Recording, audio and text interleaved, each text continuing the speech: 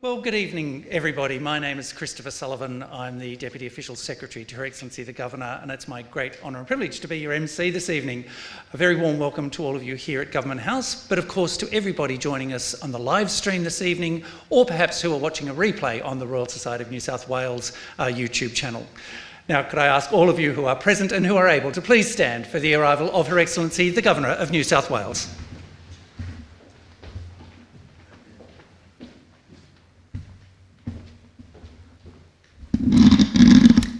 So that's the formalities over. You know the drill. You've been here so often, and many of you, not quite 10 times, because we haven't been able to have it here 10 times, but it is, as I've said, as I will be pointing out, the 10th iteration of what I personally think is a wonderful way in which to engage on topical matters. But as usual, and as is the tradition at Government House and my own tradition, may I welcome you to Gadigal land in the language of the Gadigal, Budjeri Gamarua, Dian Babana Gamarada. We are on Gadigal Nara, and I pay my respects to their elders past, present and emerging. Members of the Royal Society, distinguished guests, and that covers absolutely everybody, but also a very warm welcome to those online. As I've said, tonight marks the 10th iteration of Ideas at the House, which is a collaboration which we started in 2019 between us here at Government House and the Royal Society. And I thank the Royal Society for the role that they've taken, most particularly in the organisation and the implementation of what has become an important and interesting series of lectures, providing a vibrant platform to explore significant and influential ideas in our community. We are over COVID, I hope. Since that first iteration in May 2020, which was online due to COVID, we've had presentation on the arts, sciences, technology and philosophy. This evening, we add law to those topics as we dip our toes into the icy waters of the Antarctic to consider the big Thaw, who governs Antarctica's ice. And I should welcome back, certainly, John, who gave us the most scintillating presentation on Shakespeare. What else, after all? And I could almost say the same about what we're going to hear from Tim this evening. But Antarctica, as we know, is not a sovereign entity. So not being a sovereign state, it has no laws of its own. Nothing in which to embed the rule of law to provide the stability which we identify as central to state-based governance. Rather, governance is embedded in international law and a treaty regime. The Cold War formed Antarctic Treaty and a number of associated conventions. Now, a treaty-based framework of governance has a long provenance. It actually dates back to 1269 BC, when the Kadesh Peace Treaty was signed by Hattusili III, the king of the Hittites, and Ramesses II, pharaoh of the Egyptians. So, with that history, it might be expected that nation-states would well understand that there is an international rules-based system that governs their conduct and their relationships. In the years leading up to the drafting of the Antarctic Treaty in 1959, 7 sovereign states had laid claim to different and sometimes overlapping portions of this icy continent. They were Argentina, Australia, Chile, France, New Zealand, Norway, and the United Kingdom.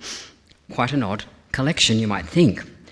And you'll also notice that there are a number of surprising absentees in that list, notably the United States, Russia, then the USSR, and China. Now that is explained in part because of the terms of the treaty itself, but it is certainly not indicative of a lack of interest. The United States has 3 year-round scientific bases in the Antarctic, several field camps, and the largest number of personnel than any other country. Russia has 10 research bases, although only 5 are operational all year round, and 6 seasonal field bases. Russia recently reported, so it tells you what this is going to tell you what they've been up to whilst they've been down there. It recently reported that it had discovered an estimated 511 billion barrels of oil and gas in the United Kingdom's zone of interest. Sergei Sukhankin, in his article recently in The Interpreter, describes this discovery as the world's largest discovery of oil and gas, dwarfing Venezuela's reserves of 300 billion barrels and equating to around 10 times the North Sea's output in the last 50 years. China, as I said, is not on that list of claimants, but it has 5 facilities, the latest being Qinling Station, 5 operating all year round facilities, the latest being the Qinling Station, which was opened earlier this year, located on the interestingly named Inexpressible Island in the Ross Sea near the United States, McMurdo Station. Borders become interesting. And then during an interview which was broadcast in September 2023, the commander of the Iranian Navy stated that Iran had property rights in Antarctica with... Did I hear a chuckle? That Iran had property rights in Antarctica with plans to raise its flag there. We also know that Antarctica is melting, with NASA reporting a loss of ice mass at an average rate of 150 billion metric tonnes per year between 2002 and 2023. Now, these are but a few of the facts and figures about Antarctica that we know about, but they immediately raise the question, what's to be made of these existential and potential exigencies, particularly in a world where international players have varied attitudes about the constraints of treaties or their interpretation, as quickly happened with the Moon Treaty, which was also signed during the Cold War. If there are answers to any of these questions, there could be no one better to expound upon them than this evening's presenter, Dr. Tim Stevens. Professor of International Law at the University of Sydney Law School, Tim teaches and researches in public international law, with his published work focusing on the international law of the sea, international environmental law, and international dispute settlement. He has been appointed, on the nomination of the Australian Government, to the list of arbitrators under the Protocol on Environmental Protection to the Antarctic Treaty. And it was my pleasure earlier this year to launch the book he co-authored with Don Rothwell, their 3rd edition of the International Law of the Sea. What more do I need to say but to ask you to welcome Dr. Tim Stevens. Your Excellency, other distinguished guests, it's a great pleasure to be here this evening. I think I can probably now just go home because Her Excellency has already covered so many of the issues I was going to address so well that we've dealt with a lot. Thank you so much to Your Excellency for your support for the Royal Society of New South Wales and for hosting these ideas in the House lectures in this beautiful house and home of yours. And thank you also to Dr. Susan Pond here, President of the Society, for the invitation to speak and for all of her valuable work for the Society. Now let me make sure that technology works. Can you see my first slide? Very good, all good. Well, let's get underway. So the Antarctic continent covers an area of about 14 million square kilometres, with almost all of its surface covered by ice sheets. At the littoral edge of the continent, there are large ice shelves that extend seawards, in some cases by many hundreds of kilometres. Further seawards lies an expanse of sea ice that grows in winter and contracts in summer. Antarctica, like all places on Earth, as we've just heard, is being transformed as a result of human activities. The volume and area of Antarctica's ice is declining, with flow-on effects for Antarctic ecosystems, for regional and global climate systems and sea level rise. Australia has a very special interest in preserving Antarctica, not only because of what it means for the Australian Antarctic Territory, which I'll come to in a moment, but also because changes to Antarctica's ice cover and to deep ocean currents in the Southern Ocean influence temperature and rainfall patterns right here in Australia, with flow-on effects for communities, ecosystems and agriculture. As early as 1989, the parties to the Antarctic Treaty adopted a resolution which expressed a deep awareness of, and I'll quote, the role that Antarctica and the Southern Ocean play in interactive physical, chemical and biological processes that regulate the total Earth system. It recognised that the Antarctic region has a high negative radiation budget and so acts as one of Earth's refrigerators. It noted that the Antarctic ice sheet contains enough water to raise global sea level worldwide some 60 metres, and warned that warming, which makes even a small change to this volume of ice, will have a significant impact on sea level. That's 1989, a long time ago. In the decades that have followed, thanks to scientific advances, we now have a much clearer understanding of what is happening to Antarctica and how sensitive it is to rising temperatures. So I think we can all agree that it's important that we pay attention to Antarctica's ice and hold on to as much of it as we can. But that then raises some questions. How do we achieve that? Who actually governs Antarctica's ice? Now, before I address those questions, let me introduce you to the unique set of legal arrangements for Antarctica. The Australian historian David Day has described Antarctica as, quote, a mirror on which centuries of human hopes, fears and desires have been projected. And these projections have taken a myriad of legal forms. So in the early 20th century, as Her Excellency noted, 7 states have made claims to Antarctica: Argentina, Australia, Chile, France, New Zealand, Norway and the United Kingdom. And these resulted in most, but not all, of the continent coming under sovereignty claims. It was, in fact, a former president of this society, of the Royal Society of New South Wales, Sir Edgeworth David, who was the leader of the first expedition to reach the South Magnetic Pole in 1909, who played a central role with Sir Douglas Mawson in establishing Australia's claim. Australia's Antarctic claim remains the largest, bringing approximately 42% of the continent within the Australian Antarctic Territory. Now, Australia's claim is not widely recognised by other governments, this is true, but a leading Antarctic scholar, Professor Shirley Scott, who I see is in the audience this evening, has pointed out in her work that this in no way undermines the legal basis for Australia's Antarctic possessions. In the middle of the 20th century, there was to be a decisive change in Australia's Antarctica's international legal treatment, from being a domain of territorial design to being an object of international concern and management.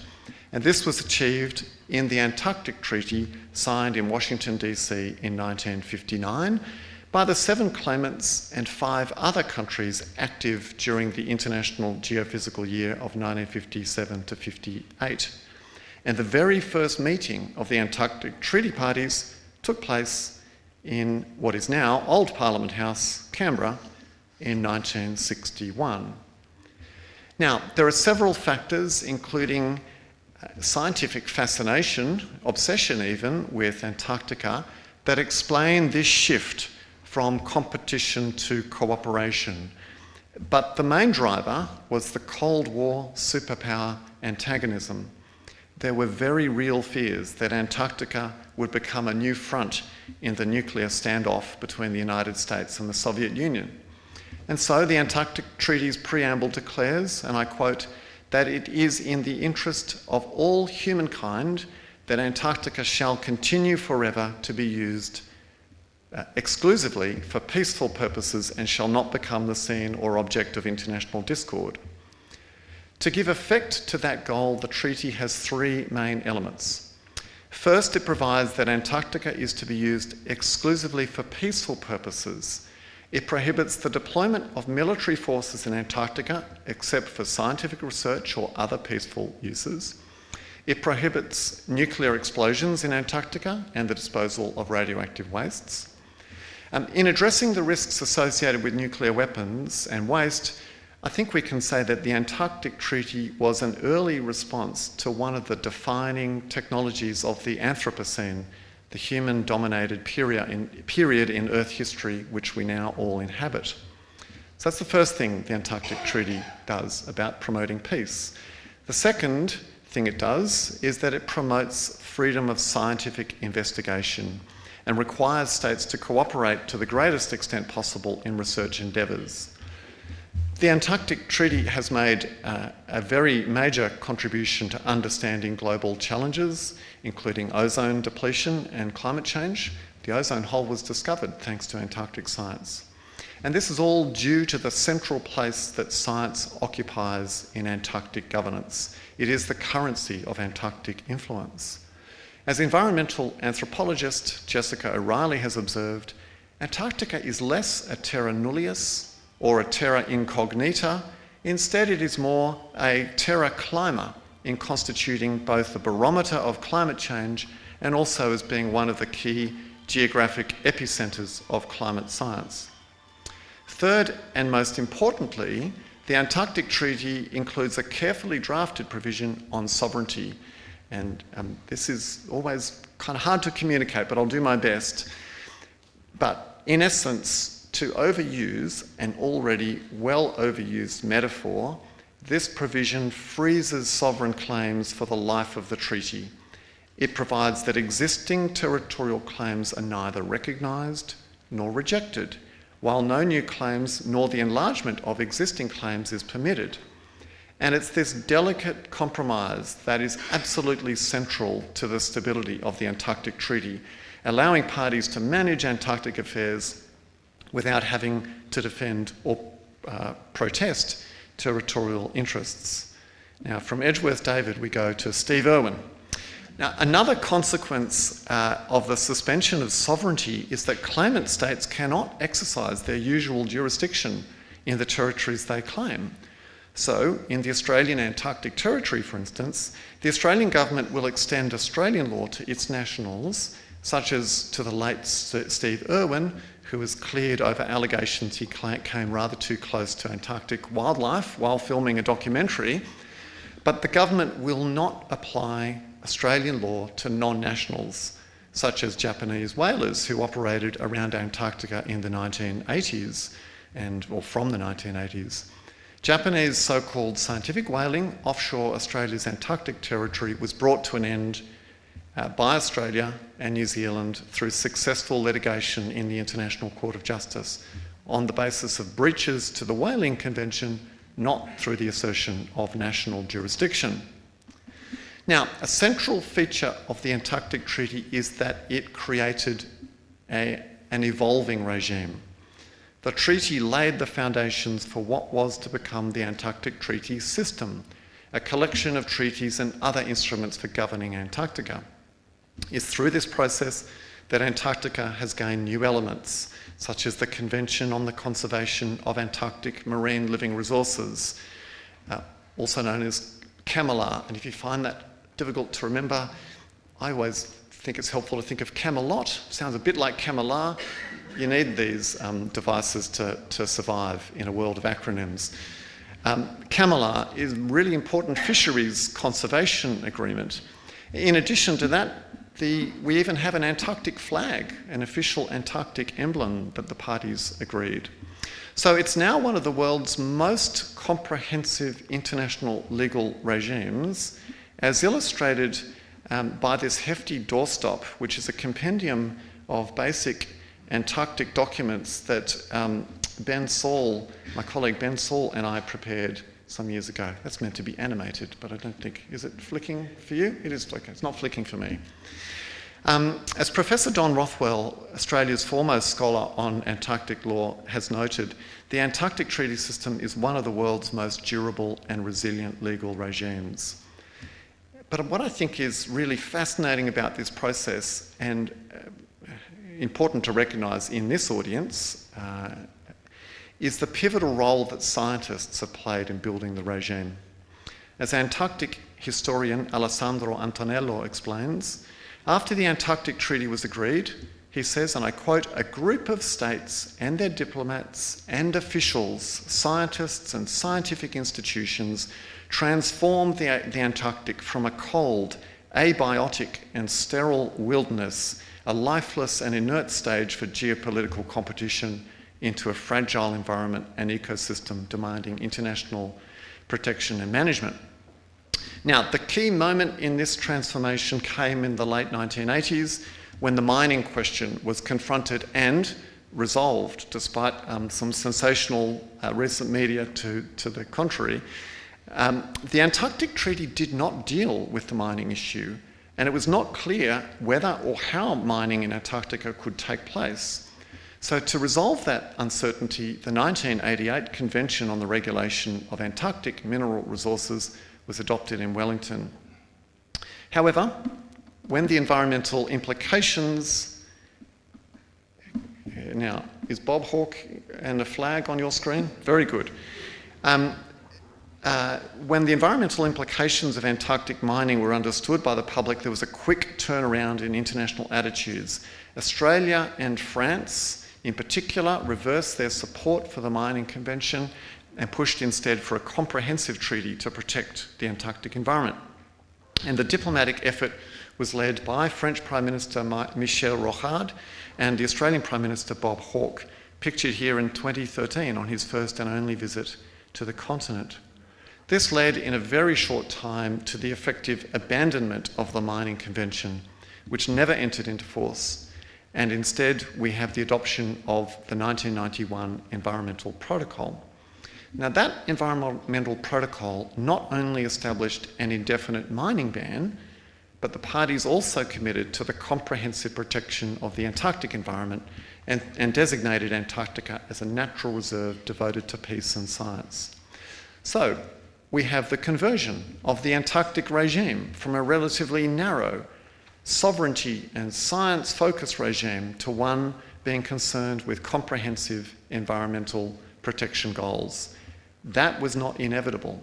It was the outcome of the efforts of scientists and other actors to open up new possibilities for thinking about the continent and the Antarctic Treaty's foundational principles. Now, the Antarctic Treaty doesn't only establish norms, it also creates institutions and forums, the most important of which are the annual Antarctic Treaty consultative meetings, where the now 29 consultative parties and 28 non-consultative parties meet to make decisions about the continent. The Environmental Protocol also established the Committee on Environmental Protection, a forum for the governance of Antarctic environmental matters. Now, over time, the agenda of these meetings has become incredibly full, dealing with issues ranging from protecting Antarctic heritage sites to environmental impact assessment of Antarctic aerodromes to Antarctic tourism. I've had the privilege of attending a consultative meeting on one occasion as an academic observer with the Australian Government delegation, and I've seen firsthand the professionalism and commitment of Australia's diplomats and scientists. So now we have some sense about how Antarctica is governed generally. Let's now turn to examine how the world's ice and snow, the cryosphere, is governed, including in Antarctica. In 1989, the United States constructed Camp Century under the Greenland ice sheet with the hope of deploying nuclear ballistic missiles there. Despite its centennial ambitions, Camp Century was abandoned within a decade, yet the base was never decommissioned. It was simply assumed that the facility's hazardous contents would remain forever entombed. This turned out to be a dangerous assumption. Glaciologists discovered that with the Greenland ice sheet melting, Camp Century and its radiological wastes are now being released from their icy clutches. Research published this week in Nature reported that Greenland's ice sheet is melting 5 times faster than it was 20 years ago, adding fresh water that's slowing down the Atlantic circulation. the Arctic's summer sea ice is disappearing before our eyes, as this little animation shows. There is a really strong sense across the Arctic that the Anthropocene has arrived, with Indigenous communities in particular at the front lines of this change. Don't forget, the Arctic is a inhabited place, unlike the Antarctic, other than stationers and so on. Arctic researchers are posing and answering research questions in response to this reality. A decade ago, the US National Academy of Science released a book-length report titled "The Arctic in the Anthropocene." At the other pole, there's been this belief or wish or hope or prayer that Antarctica is more resistant to change. Perhaps Antarctica is the place that this new era has overlooked. Well, the ice is telling a different story.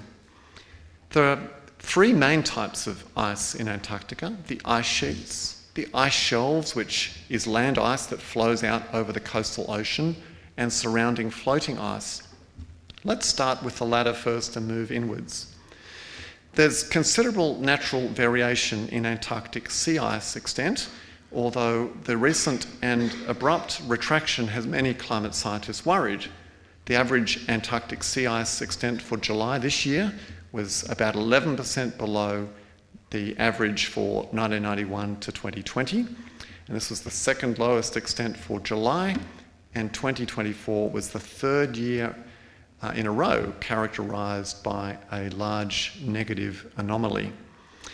This indicates, according to ice scientists, that a regime shift may be underway, with sea ice pushed to a new state of diminished coverage similar to that in the Arctic, from which it may not recover.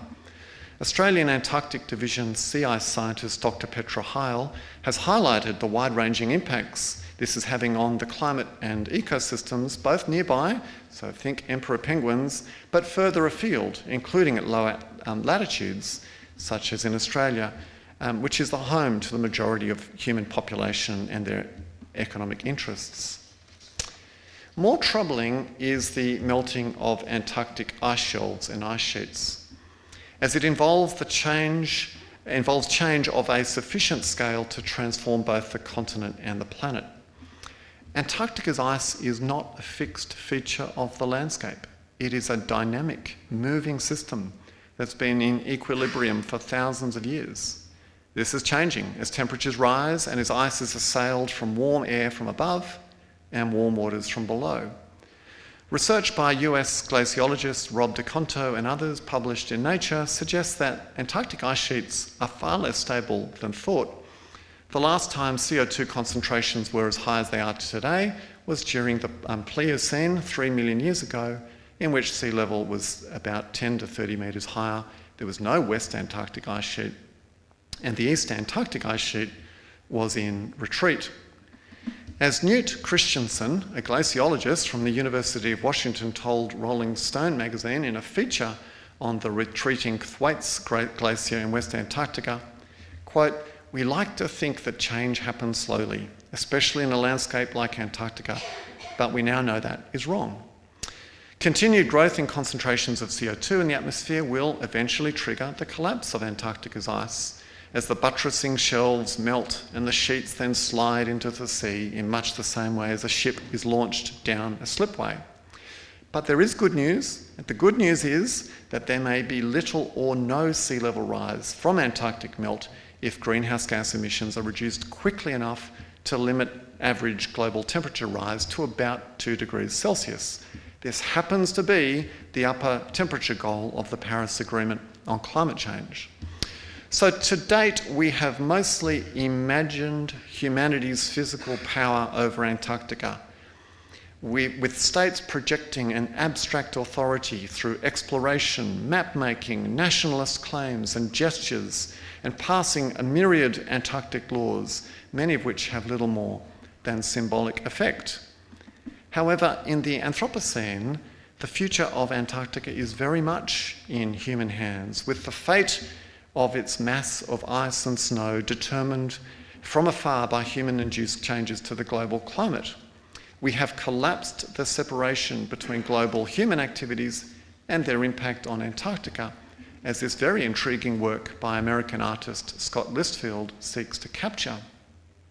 While the Antarctic Treaty System has been effective in enabling the detection and anticipation of state change in Antarctica, principally by rendering Antarctica a terra climber, ironically, it has shown great reluctance to confront the implications of the Big Thaw.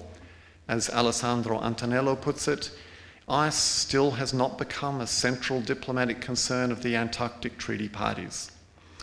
Governments have instead sought refuge in science, responding to the climate threat by intoning the refrain that climate impacts on the continent need to be understood better if Antarctica is to be protected, but then leaving unsaid how this protection is to occur and who will have the responsibility for achieving it.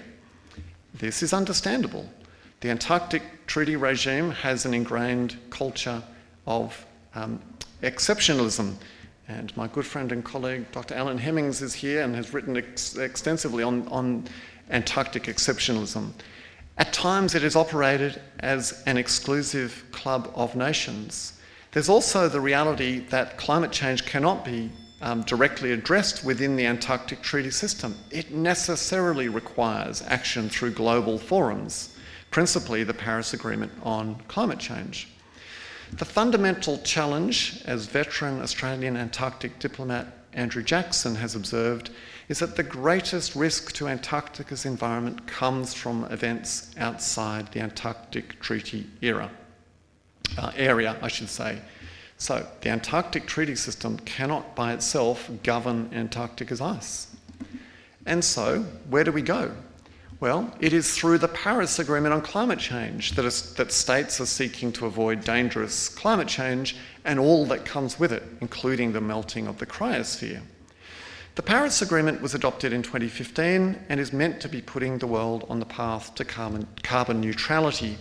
Unfortunately, as the UN Environment Programme reported last week, there remains a big gap, an enormous gap, between the goals of the agreement and global emissions, which are still not being reduced quickly enough. In fact, they're still growing, to save Antarctica's ice. So the links between the Paris Agreement goals and the Antarctic environment are not as well known as they should be, including by the parties to the Paris Agreement itself, despite the best efforts of climate scientists. And one of those scientists I want to highlight is New Zealand paleoclimatologist Tim Naish, who was invited to deliver a scientific committee on Antarctic research lecture at an Antarctic Treaty consultative meeting several years ago. Professor Naish highlighted the clear links between the Paris Agreement and the Antarctic environment. He explained that the threshold for loss of Antarctica's stabilising ice shelves may be the Paris target of 2 degrees. Go above it, he said, and you commit the planet to multi-metre sea level rise that may be irreversible for millennia. Professor Naish also noted that we're at a critical moment. The time to act is short. He argued that despite the significant impacts of climate change on Antarctica, the Antarctic Treaty System still does not have a coherent voice under the Paris Agreement, and he made a number of practical suggestions for greater engagement with UN climate negotiations. So we really do appear to be at a critical point of potential disruption of the existing Antarctic order, with environmental change causing more serious and permanent harm to the physical and living components of the Antarctic ecosystem than mining or tourism on the continent ever could. It's external factors that are driving the Big Thaw. Now, there are, I think, at least 2 plausible scenarios in how the Antarctic Treaty System will respond to the Big Thaw. One is that the Antarctic environment is so transformed that the regime loses its key environmental protection rationale, in which case dormant tensions, and Her Excellency mentioned some of these, dormant tensions over access, resources, and even sovereignty could be reanimated. If the Antarctic environment is altered to such an extent that all or the majority of existing environmental protection measures become ineffective, then new measures become largely without object. And I think once this occurs, the rationale for controlling or prohibiting various activities on the continent could be challenged. and disputes over resources could resurface. Antarctic biologist Professor Stephen Chown notes that signs of discord in the Antarctic Treaty bodies are already visible, such as the inability of parties to the Kamilar Convention to agree on further marine protected areas. And among a small number of parties to this convention, there's been significant backlash against centering climate-related concerns in the regime, and some states are now blocking all conservation measures. A second, more optimistic scenario, there had to be a penguin in here somewhere. By the way, I'm wearing penguin socks as well, but you'll see those in a moment. A second, more optimistic scenario sees a concerted effort to centre environmental concerns in Antarctic governance in a manner analogous to the mining debate, to build consensus with the Antarctic Treaty System and reinforce global support for the regime. Under this scenario, Antarctica again becomes a centre of global environmental attention as a kind of arc consistent with the last wilderness narratives that have been dominant in Antarctic discourses. The Antarctic Treaty System is imbued with the romantic environmentalism of wilderness, even if that narrative oversimplifies the legal reality. English Professor Elizabeth Lean at the University of Tasmania explains in her work on representations of the South Pole that the notion of Antarctica as a pristine wilderness, indeed the last wilderness, last refuge and last hope, has been central to depictions of the continent since the rise of global environmental consciousness in the 1980s. So rather than the Antarctic Treaty System becoming fragmented, it could become the voice of Antarctic protection once again to a global audience. As I've argued elsewhere, the Antarctic Treaty parties could, through a resolution or series of resolutions, make a contribution to governing the cryosphere by affirming the importance of retaining Antarctica's ice shelves and sheets, and by noting the CO2 concentrations and temperature tipping points at which they will begin a collapse. And in practical terms, this could occur through dialogue with the annual climate conferences. Just such a proposal was made by the Australian government in 2012, with the possibility floated that the Antarctic Treaty System could become an observer organisation to the climate conference of the parties. However, this idea is yet to be taken up. So, the Antarctic Treaty still remains largely disconnected from the global climate regime. Now, I think it's too early to say which of the two suggested scenarios that I put forward this evening, or perhaps another, the Antarctic Treaty System is heading towards. It's too early to say where it's going. But there are some hopeful signs of change that I want to conclude by referencing. In 2023, the Antarctic Treaty parties adopted the Helsinki Declaration on Climate Change in the Antarctic, which for the first time in decades, since 1989 really, foregrounded the importance of the Antarctic for the Earth system. The declaration opened by reaffirming the firm commitment of the parties to combat climate change, and then proceeded in a lengthy preamble to recognise the critical role of Antarctica. It went on to express deep concern that further irreversible change is likely to occur without accelerated efforts to reduce emissions in line with the Paris Agreement. And the parties also noted the tools at their disposal for action, such as research, monitoring, management, environmental protection, advocacy, and communication. The operative paragraphs of the Helsinki Declaration also included some interesting departures from the past reticence of the parties.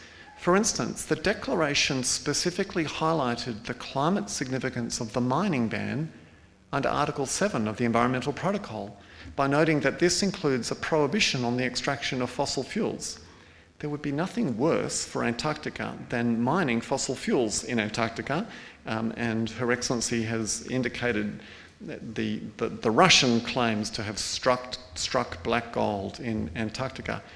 That simply has to remain unburned if the Antarctic ice sheets are to remain. So these more novel elements of this declaration sit alongside familiar regime responses, including encouraging all operators in Antarctica to reduce their carbon footprint and so on. All of this is welcome, but for real change to be seen, we must see action in the other forum that really matters, the climate regime, which in a few months, in December, will be meeting in Baku in Azerbaijan.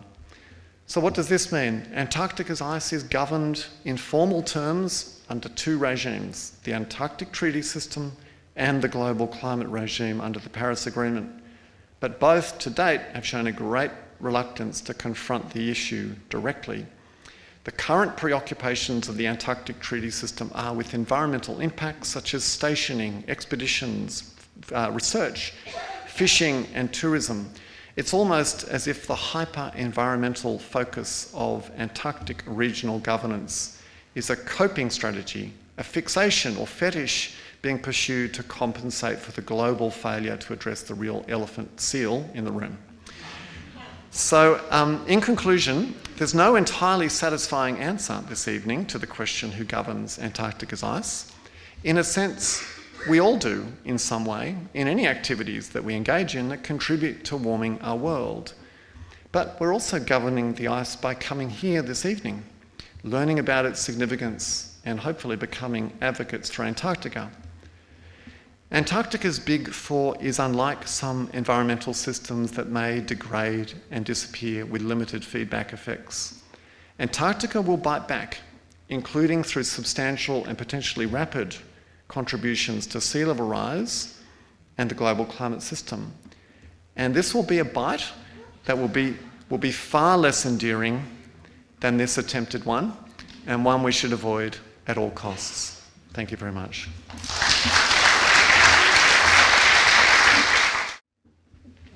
And we'll thank you more formally soon. We now have the opportunity for questions from the audience. I can see one hand already.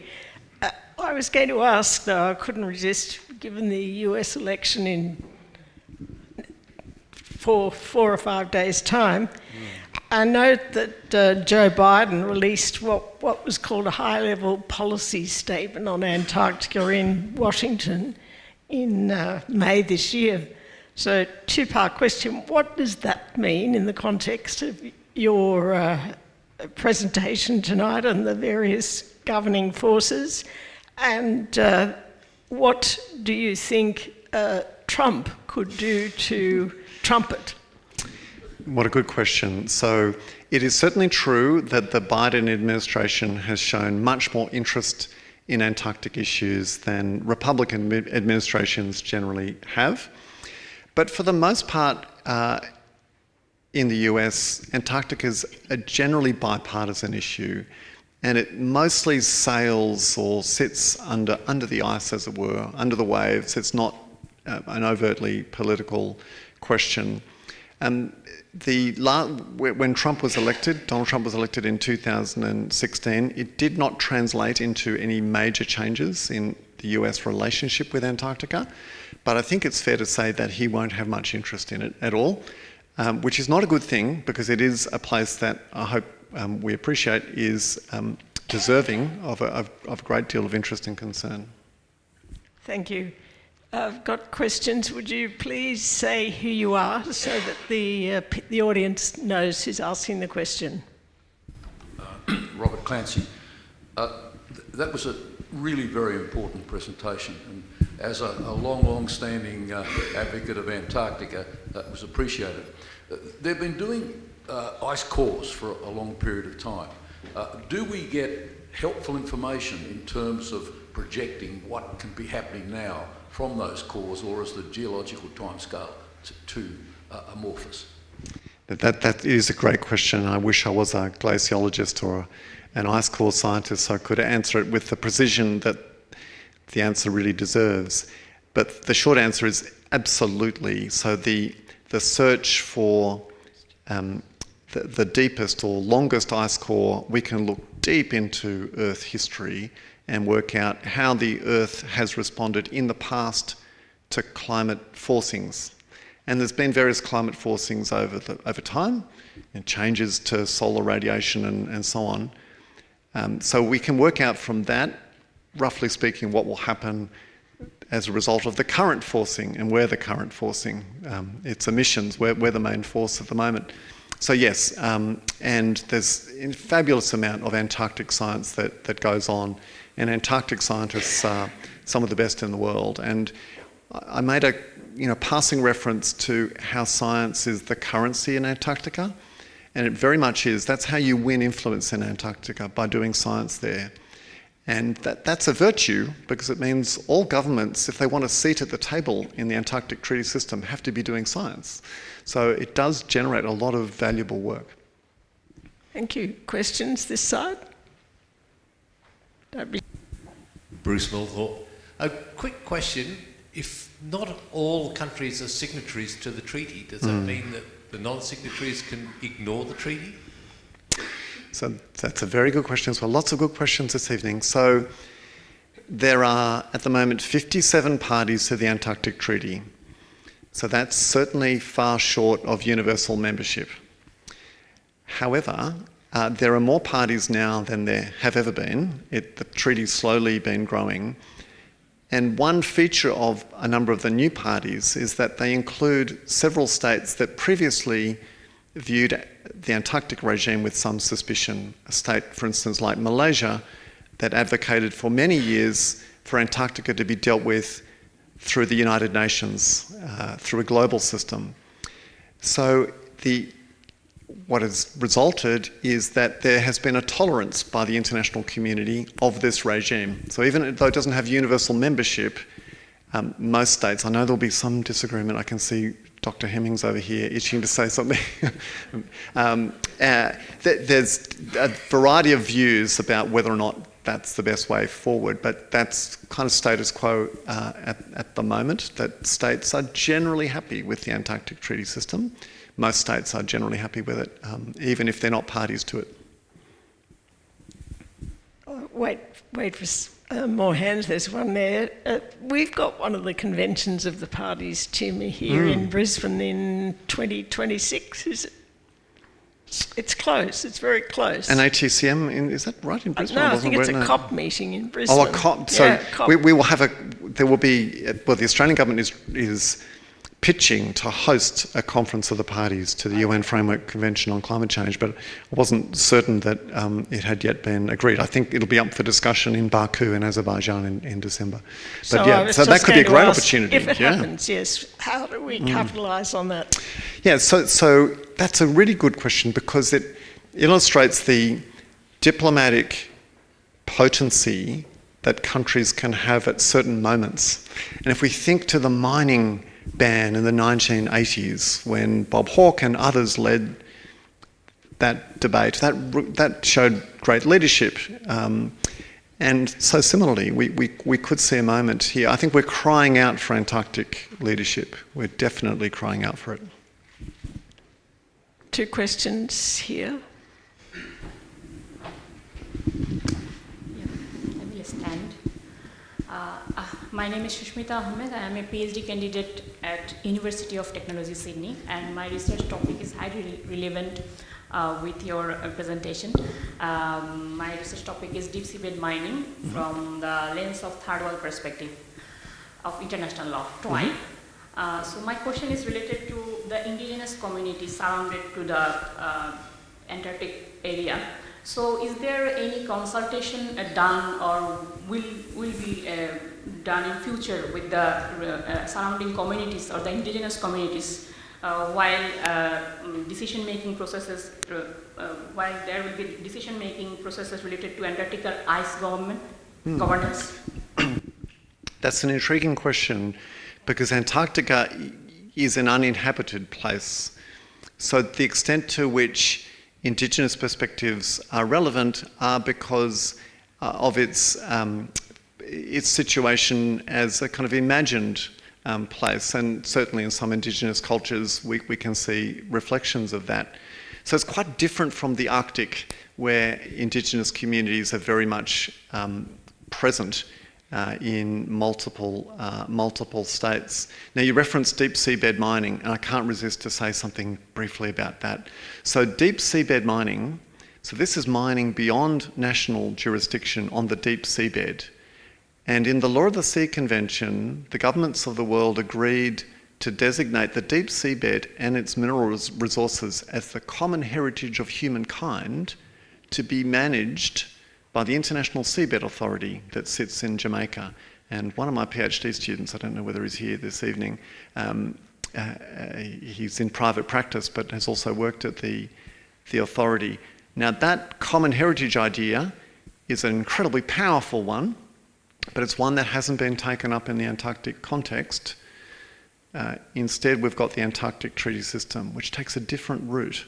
It's not about collective ownership. It doesn't override the territorial claims that the 7 claimants have, and those claimants would fight tooth and nail to avoid any kind of collective management. So it's quite a different way of conceptualising. It's not a world park. It's not a collective commons. It's something else, something more ephemeral and amorphous. Question over here. My name is Nairi. I'm a project manager, and I'm guilty of always thinking ahead. So, if a country were to start actively extracting gas or oil from Antarctica, what are the next steps? What's the plan? So, well, the first response is that it's almost impossible to do. There are major technical impediments, I think, to any hydrocarbon exploitation in Antarctica for the time being. If the state that did that were a party to the Antarctic Treaty, and all the major industrialised states are, so all the usual suspects that might do mining, perhaps Russia, they would be in breach of the environmental protocol, which clearly in Article 7 prohibits mining indefinitely. Sometimes in the media you'll see that there's a time limit on this mining ban and it'll magically be lifted in 2048. That's just not true at all. It's functionally indefinite. There are mechanisms for overturning the ban, but it's difficult. So it would lead to a dispute, and it would be resolved like any other international dispute, with one state making a complaint against another. Now, although some international disputes don't seem to get resolved to the satisfaction of the parties always, and perhaps here we can think of somewhere like the South China Sea, where China did not respect the decision of the arbitral tribunal in the Philippines' favour. That's really exceptional. 9 times out of 10 states will accept the umpire's decision. It could well lead to a case in the International Court of Justice, although it depends who the mining state is. But thankfully, I just can't see states doing that. And the other reason I'll say that is because that Helsinki Declaration I referenced, all states agreed with that. They reaffirmed the mining ban. So even though there might be this shadow boxing going on and states making these extravagant claims, there's some puppetry going on, not necessarily reality. Thank you. There's question. Len Fisher. The romantic view of the Antarctic as a pristine environment to be preserved for science alone. Are there any other examples around the world like that, or is the Antarctic unique in that regard? The Antarctic's unique. The Antarctic, I can't think of another one. There's no other place like it, in that legal sense. Yep, correct. Thank you, Professor Stevenson. I'm Constance Johnson from University of Wollongong. I was just interested in your thoughts about the new United Nations Agreement on the Conservation and Sustainable Use of Marine Biological Diversity on areas beyond national jurisdiction, and what your thoughts are about how that may or may not interact with the Antarctic Treaty System. So the question is referencing this new agreement, which is colloquially called the High Seas Treaty. So it's got a very long name, and you've just heard the title to it, but it's all about the protection, the conservation of biological diversity in areas beyond national jurisdiction, so in the water column, and it's also about managing the exploitation of those resources. So for instance, if you find a valuable genetic resource in the water column. How do you share the benefits of that? And this is where I can tell just a brief anecdote. Many years ago, I was an associate to a federal court judge, Justice Arthur Emmett, and one of the cases that he had before him was a very large patent case. And the patent dispute was between two big pharmaceutical companies over the patenting of an enzyme, a polymerase that's used in DNA replication, which was found in areas beyond national jurisdiction. And so these pharmaceutical companies are arguing about, who can own it. Well, this new treaty is meant to ensure that if you do discover something out there, a genetic resource of use, that you share the benefits of it equitably. In answer to your question about how that High Seas Treaty interacts with the Antarctic Treaty, there's no answer as yet. So the Antarctic Treaty parties view the system as a club, as an exclusive club. They don't like interacting with other regimes. They don't like being told what to do, whether it's the law of the sea or any other regime, whether it's the Convention on Biological Diversity. So I think it remains to be seen how it will interact. Now, the claimants will say, well, the areas up to the Antarctic coast, they're not beyond national jurisdiction. They're within our exclusive economic zone or continental shelf. So lots of questions remain to be resolved there. One last question here. Is there a wide-ranging study right across the world which indicates that at certain sea level rises, what the economic and population impact is, and the dollar cost of that, say for example 1 metre rise, 5 metre rise, 6 metre rise, as a means of getting the message across to the major carbon dioxide and methane polluters in the world? So I'm sure we've got some economists in the room, those who subscribe to the dismal science, as it's called. Yes, there are plenty of studies which are often devoured by insurance companies who know exactly how much things will cost and can put a dollar figure on them. So absolutely. And just on that, it's a really good point, actually, I think, to think about, and ties back to Antarctica. The ozone hole, as I indicated in my remarks, was discovered thanks to work of British Antarctic scientists who discovered this thinning of the ozone hole thanks to emissions of chlorofluorocarbons, right? These chlorine compounds that end up in the stratosphere and destroy these 3 oxygen molecules, which is ozone, which we need to prevent skin cancer. And the reason the world acted decisively to fix the ozone hole was because the US government in particular was given economic evidence of just how many people would die from melanomas and other skin cancers if the ozone hole was not controlled. And within, a few years, really, relatively, we had the Montreal Protocol, which phased out chlorofluorocarbons, and that's now also phasing out hydrofluorocarbons. So yeah, that's a great example of economic cost leading to action. The difficulty with the climate question, of course, is that the emitters are far more diffuse and the benefits of emitting activities are far more widespread. It's just a much bigger problem to combat, but it's not one that's insoluble. And I hope I can end on a hopeful note in saying that I think we will do it, and I thank you for your interest. Thank you, Tim.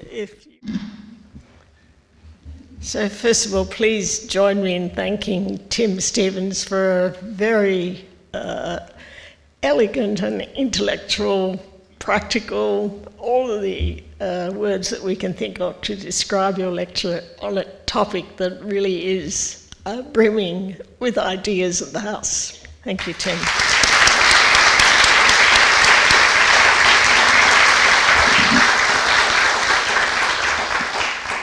He's certainly given us a lot to think about, and I couldn't go further than the words in his introduction on the website of the Society. Think about as we bridge the romantic environmental ideal of Antarctica that's been referred to as a pristine wilderness that only needs to be left alone to be protected, and the global forces that are being let loose by human hands that are now transforming Antarctica. Tim, we need you and your colleagues to continue to work for another, let's say, how long have we got? 30 years to fix the problem? 2050. And also to draw in the brains of people in the audience tonight. We've got quite a few students, including from high school, high degree students, early career researchers, and also the audience that's watching online, which is also extensive. So please keep up the good work, Tim, and it's on behalf of Australia, but it's also on behalf of the world. Thank you.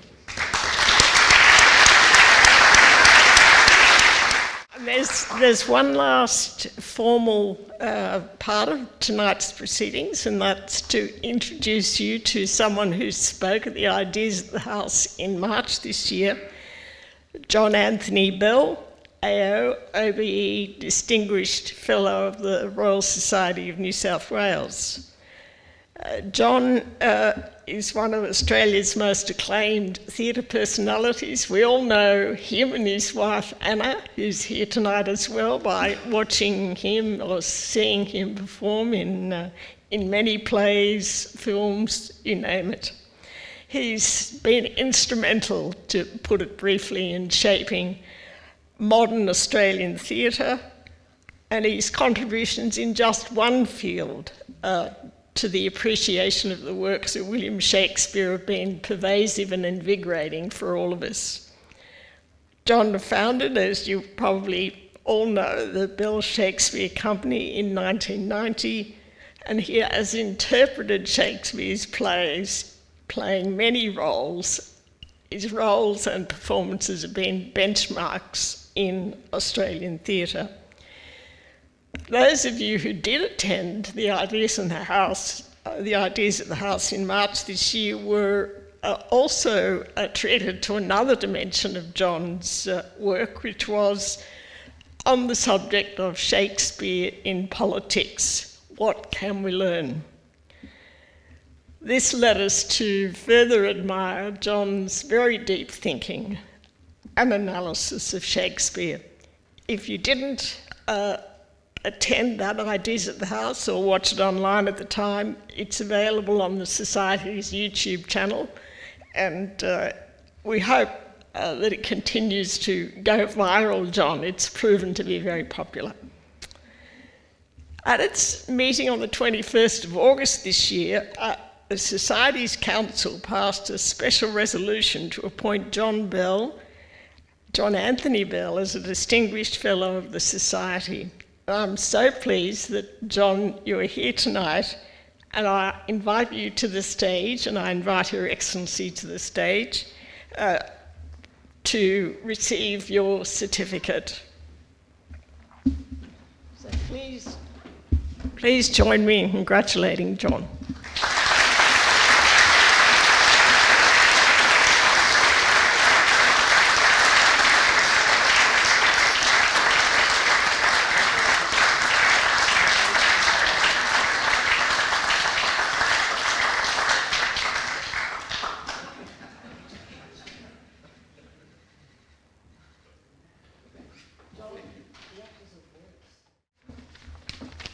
Thank you, Susan, and Your Excellency, for the very kind words and warm welcome.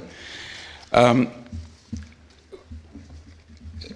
very honoured to be joining the Society as a Distinguished Fellow.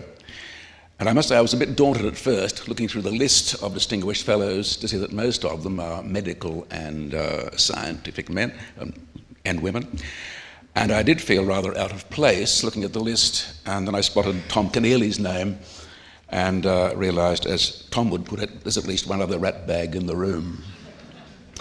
There was a great deal of symbiosis between science and the arts since the Renaissance and before. Leonardo would never have thought of himself as an artist. He would have described himself perhaps as an anatomist, a botanist, an architect, a designer of heavy artillery, but not as an artist. The word would have been foreign to him. And this painting and sculpture and drawing were just one more aspect of exploring the secrets of nature. And this connection between science and the arts flourished until around the middle of the 18th century, when the explosion of the Industrial Revolution found people of sensitivity retreating from the pollution, the slums, and the sight of locomotives tearing up England's green and pleasant land. And they took refuge in Romanticism, nostalgia, Arthurian legend, and movements like the Pre-Raphaelite Brotherhood. The arts and science have not been reconciled properly since, and are now actually in open hostility with the advance of artificial intelligence. You may have read that there was a strike by writers and actors recently in Hollywood because the producers were finding that a computer could turn out a TV script faster and just as convincing as a writer could. I must say sometimes I can't tell the difference myself. And actors found that their avatars were replacing them on the screen. A computer can knock out a pretty reasonable imitation of a Shakespeare sonnet and translate it for you into Sanskrit within minutes. Much of the so-called music we hear in shopping centres or while we're hanging on the phone is produced by computers. And I suspect that given the right information, a computer could give us a pretty convincing imitation of a new Beethoven symphony or Mozart concerto. I was recently judging some artwork by high school students, and I was struck by one particular drawing. It was a kind of architectural, semi-abstract piece, and the 16-year-old artist had noted this work was computer-generated. So I asked a fellow judge, who's an experienced painter, "Is that a good drawing?" "Oh, yes," he said, "it's very good. Very good indeed." And I said, "Well, what's the difference between that and a real work of art?" "Anxiety," he replied. There's no sign of struggle or a person's relation to the canvas. It's a bland and polished and perfect artifact. Picasso once remarked of a still life by Cézanne, a bowl of apples on a table, and he said, "Yes, I can see the tension there." But computers can turn out artworks and poems and essays, and they can give us concertos that seem just as good as the real thing, so will many people care? They might say, well, do we need artists if computer-generated works are a lot quicker and cheaper, and who'd know the difference anyway? What do we do about it? We can't be Luddites and retreat from artificial intelligence. Its advantages are tremendous, it's here to stay, and it's getting smarter all the time. In fact, people are now already asking, how soon will AI be smarter than us and start dictating our lives and making our decisions? Maybe art has to reinvent itself to accommodate the new reality. It's done it before.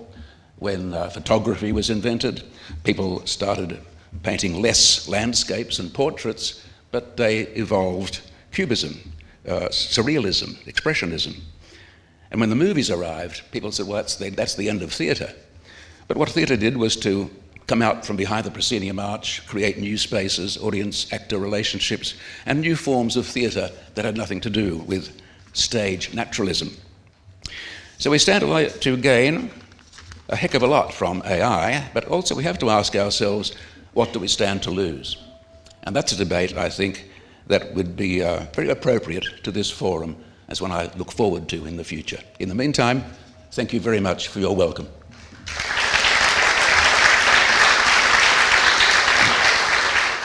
John, thank you very much and congratulations. Well, everybody, that concludes the official proceedings for this evening. And so before we bid farewell to our online audience, just a reminder to all of you here and at home that the recording of tonight's proceedings will actually be available on the Royal Society of New South Wales YouTube channel very shortly. So thank you very much. We'll say good night to our friends online.